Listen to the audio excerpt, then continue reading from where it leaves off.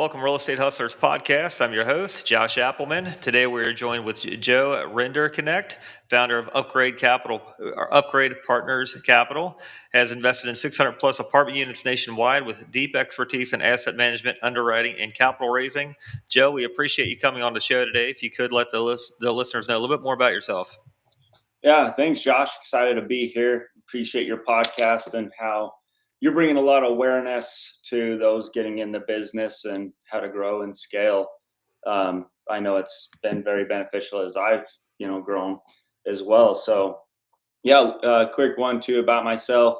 So I've been in multifamily for about a decade now and I got started out even before real estate, right? Doing ranching and farming.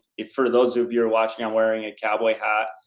Got into then construction with my dad and pretty much was a blue collar labor guy all the way up until 2018. Trying to think, how old was I at 2018? I'm 34 now. It's 2025. So 7 years ago? So 2028 roughly.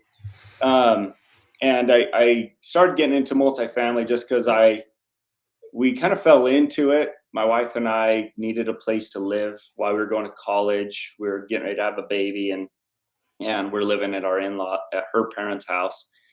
And so we bought a duplex and did a house hack for 5 years and used the equity to buy a fourplex, and kind of, that was a 2016, got into that.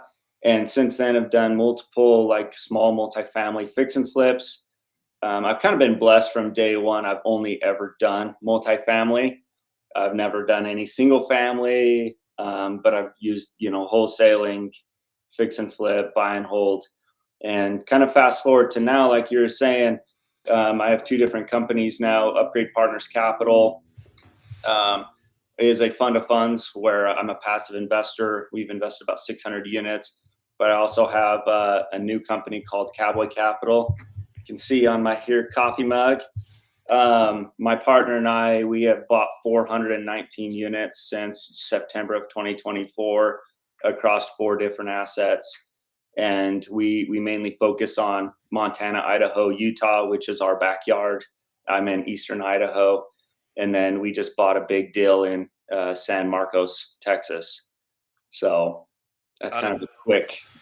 Tell us the mechanicals behind it. Are you using third-party property management, and then how are you closing these deals? We are doing third-party property management on every deal. That's kind of as you're growing, you kind of have to do that. We're working on becoming vertically integrated in the next couple of years. We're just not there yet. So every property has a different manager, which is really good too. I think it gives us different exposure to different systems and operations, and what we appreciate about some that do and really dislike about what another one does. What are those? What's that? What are some of those differences that you've picked up on? Oh man, so property in Boise is a company that we really enjoy. They are Commercial Northwest. I'm happy to do a shout out to them. We bought a 48 unit in June of this year, and they communicate really aggressively, and they over communicate, which is how we like to do with our investors. And they have kind of tailored the entire experience to our needs. And so they've completely redone their reporting to us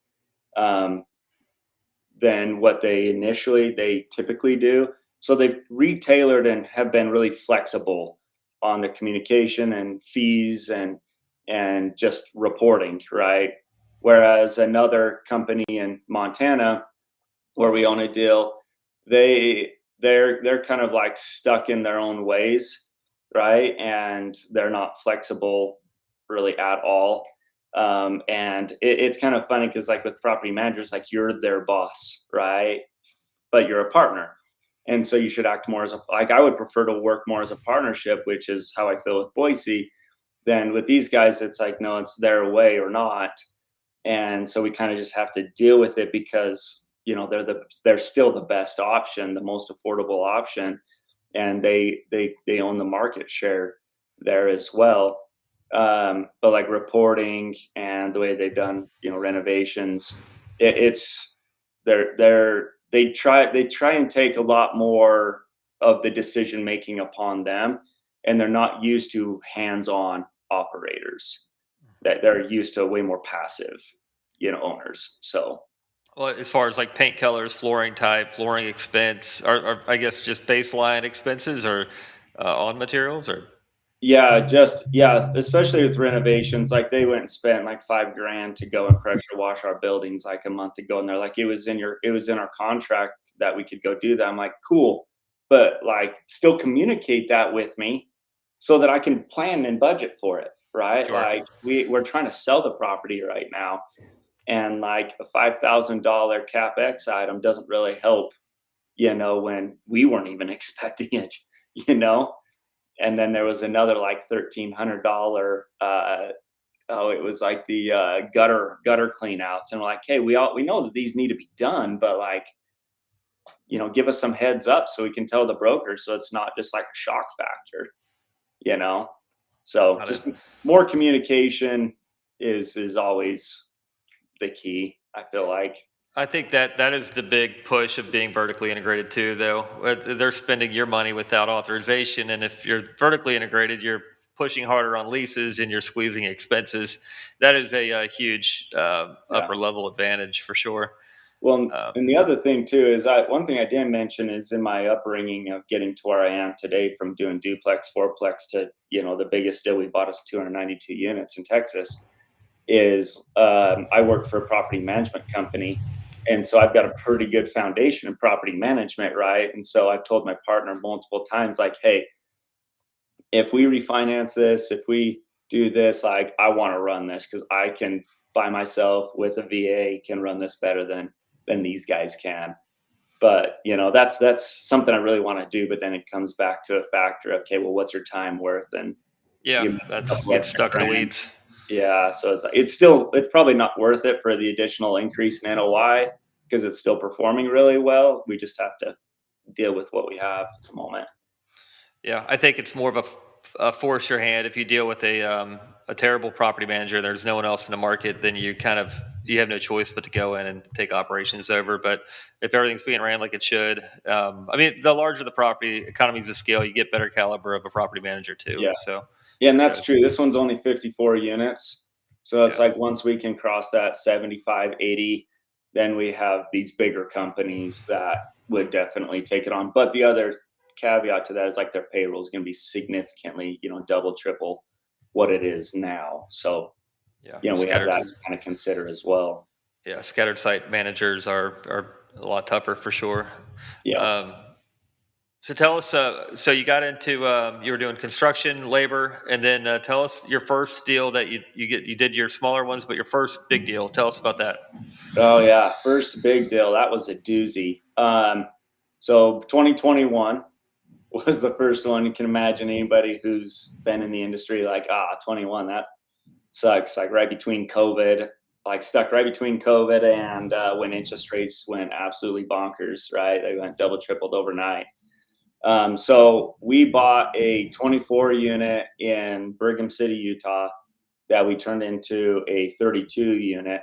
So it was a 1951 built property, which is really, really old with, it's all original.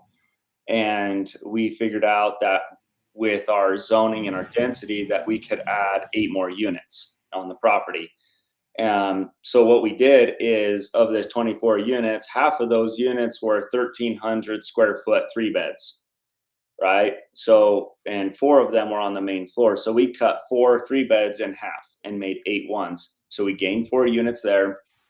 And then in the basement, they had, I think, a dozen. They had like the washer and dryer hookup, or the washer and coin ops. There we go. They had the coin op and like a dozen storage units. And so we redesigned that whole basement, and luckily their windows were already egress, and we built a 2 bedroom in there, and there were 4 of those storage units, so we added 4 more units there. So we did more of like a internal reconstruction, right?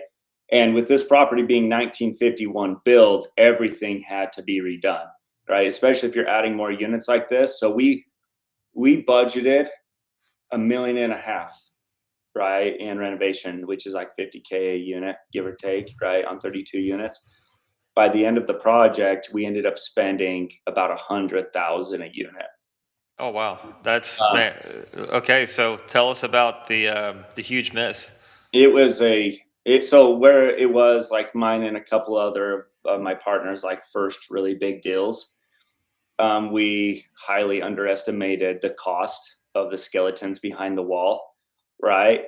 And because we ended up doing new plumbing, new electrical throughout. Like we had to go to the city and get like a whole new like electrical transformer installed, right? We did the main line, the water main. We did the parking lots, the roof, the furnaces, the HVAC condensers, kitchens, bathrooms, like down to the studs in multiple units. And the part where we really missed the boat on that as far as our budget goes, and this is a really good lesson for any of you out there getting into the industry and wanting to get into kind of the renovation aspect, is when we were getting bids for the renovation, we got like two bids that were really close to each other from the third party, like general contractors, that had experience in bigger scope of works like this, or scopes of work. There we go. And they had budgeted like $2.5 million, and ours was only $1.5 million. And so they're like, that was the biggest thing that we should have done differently, right? Is we should have listened to those that had like more experience than us when we were getting bids, right? We had multiple people to back that number up, and we decided, hey, we're going to take the $1.5 million and work with some other contractors that we have relationships with, and kind of sub it out ourselves. That was great and dandy until about 6 months in, when we found out so it was two buildings that were 12 units initially each. We had to completely evict, or non-renewal one entire building, right? So no income whatsoever coming in. And we found out that this contractor only had the capability and capacity to do a couple of units at a time, right? And it got really messy, really hairy, and we kind of got taken advantage of by this contractor, and we lost. We paid money that we ultimately lost to this contractor. And it's about that time too that interest rates went from our 5% up to 10%, and we kept finding more skeletons kind of behind the wall of, because like when you're dealing with these older properties, you have to do asbestos remediation. And we had, asbestos insulation on pipes that we had to do a lot of. And that was a really long project. And like we replaced all the windows that had lead-based paint. And so that's more expensive, to take out, to dispose of, and to replace. And so just like multiple factors that we could have hedged that at the beginning, had we gone with and trusted more of the contractor that that told us that it was going to be like $1 million more. So I think I would have still went your route if you only spent 100 over the 1.5. You're at 1.6 versus, you would have given away another $900,000 to the other GC. It's a lot of brain damage. It seems like you took the hard path forward. You had a lot of learning lessons, but you still came out ahead.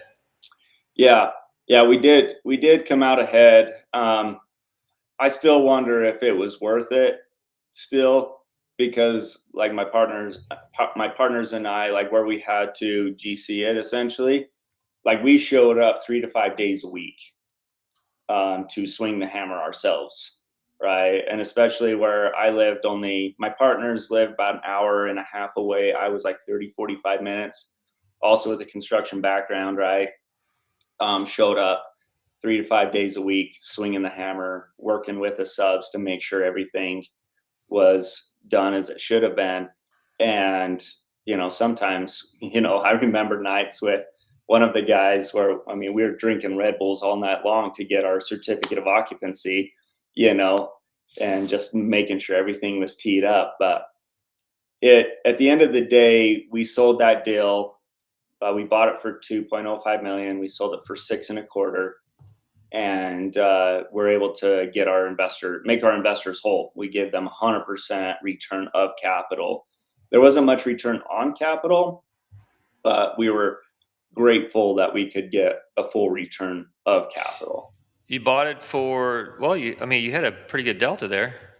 Yeah. And it would have been great if our construction costs would have been so astronomically higher. Yeah.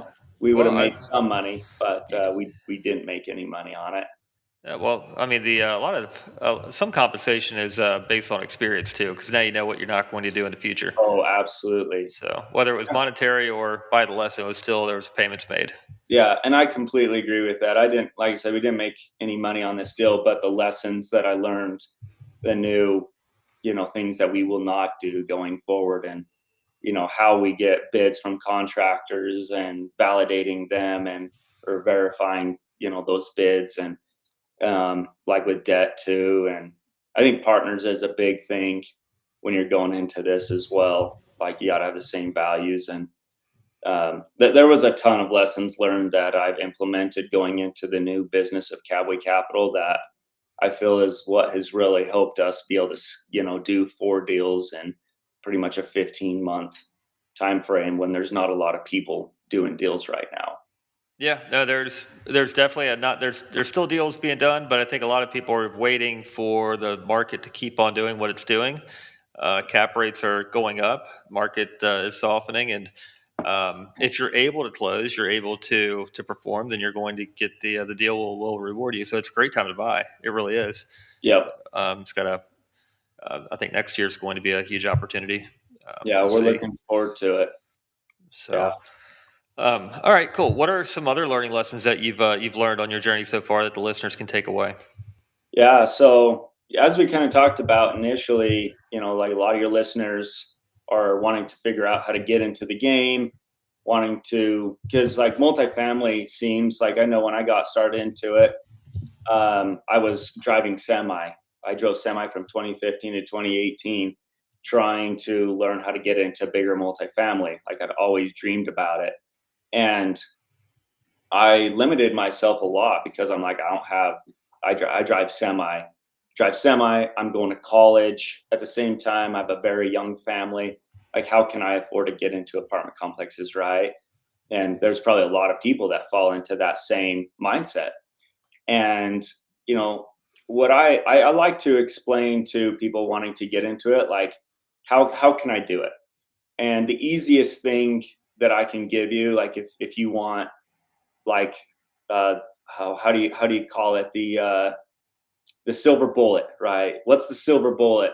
It's one step at a time, and having a vision of who you want to be and what you want to create, right? I've been in a decade now, and I remember when I was driving semi, it was probably 2016, late 2017 now, because I had bought a fourplex, and I was talking to my partner, and I said, Darren, one day I'm going to buy large apartment complexes. And in my mind, large apartment complexes was like 50, 100 units plus, right? Anything's big over a fourplex at that point. And so I had that long-term vision, but it took work every single day to get here.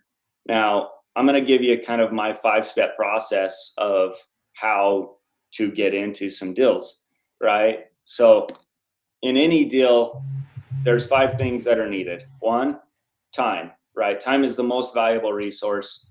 Time to go out and find the deals, time to just do the daily work, right? Second is knowledge. Do you have the knowledge of how to, underwrite, to put a pro forma together, to, get construction bids, to get lender term sheets, to talk to property managers, right? Third is relationships. What relationships do you have? You have existing relationships with all those service providers I already talked about that you need on a deal, right? Do you have relationships with money or credit, right? That's the third. Number 4 goes into credit and credibility. So on every deal, you need to be able to have like a net worth and liquidity to get a loan, right? And also credibility goes back to your track record. Do you have a track record?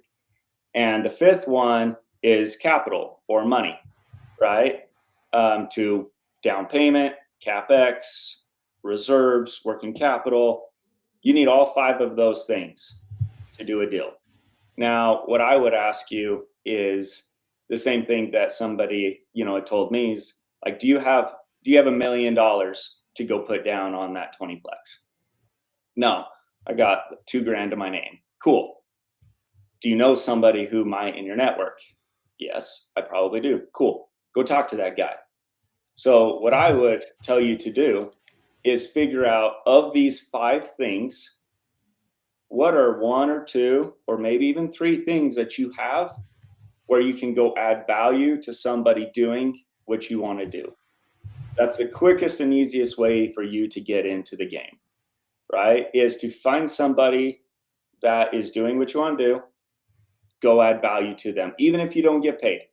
I'm a firm believer in the mindset of the apprentice, or not mindset, but the how do you call it, Josh? The apprenticeship, right? I'm trying to think of the word here, but when I really wanted to learn multifamily, I decided to go be kind of an apprentice for like 3 years. So from 2018, when I got out of driving semi, to 21, when I bought my first deal, I went and worked for people. So I did the property management gig, I managed an 80 unit LIHTC property, made like 24 grand a year. I mean, that's pretty much for free, right? And I got thrown into the fire. That property had high vacancy, high delinquency, drugs and crime, cockroaches.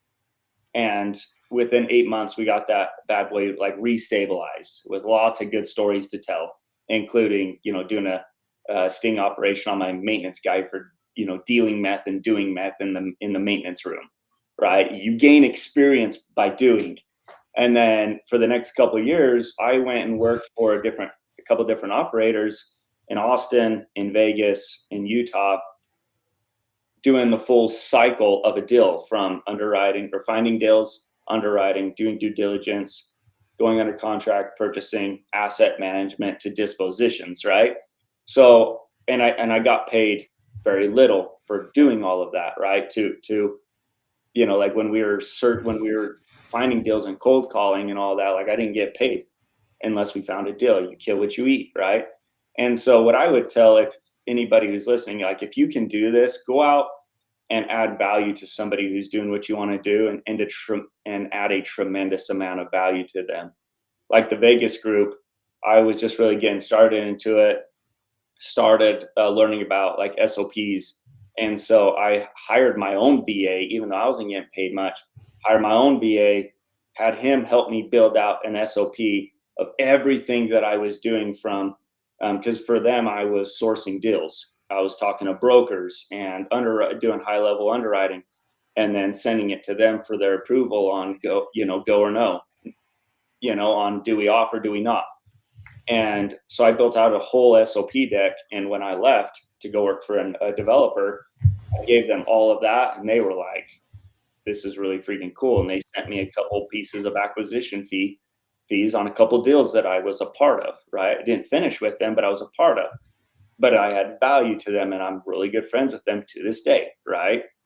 So go find somebody that you can add value to, and offer your time, knowledge, relationships, credit, or money, whatever those are, right? You only need, this is a team sport, right? And Josh, I'm sure you would agree with that. Like, this is not a self-made game. This is very much a team-made game. And go find that team, or bring a couple people together and create one. But I would recommend finding somebody who's already somewhat established and add value to them. It'll help you cut the learning curve. Yeah.